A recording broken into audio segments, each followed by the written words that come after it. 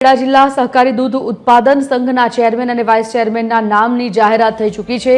સાબેસી પરમારને બનાવાયા છે નવા ચેરમેન, જ્યારે કે વાઇસ ચેરમેન તરીકે વિજય પટેલનું નામ જાહેર થયું છે। પ્રદેશમાંથી આવેલ મેન્ડેટથી સિલેક્શન થયું છે। તમામ ડિરેક્ટરોએ મેન્ડેટને મંજૂરી આપી છે।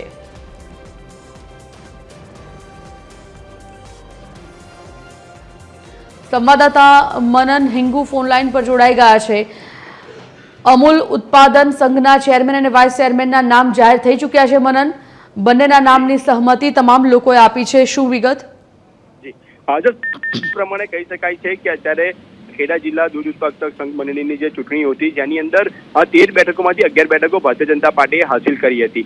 આજે જ્યારે ઘણા સમય બાદ આજે જ્યારે અમૂલના જે ચેરમેન અને વાઇસ ચેરમેનની જે ચૂંટણી યોજાઈ, જેની અંદર 2 નામો જે સામે આવ્યા છે, જેની અંદર પ્રથમ વખત મહીસાગર જિલ્લાને ચેરમેન પદે શોભાવવાનો લાવો મળ્યો છે। એટલે કે ચેરમેન પદે સાબેસી પરમારને આજે નિયુક્તિ કરાયા છે। જ્યારે વ્યક્તિગત બેઠક ઉપરથી ચૂંટાયેલા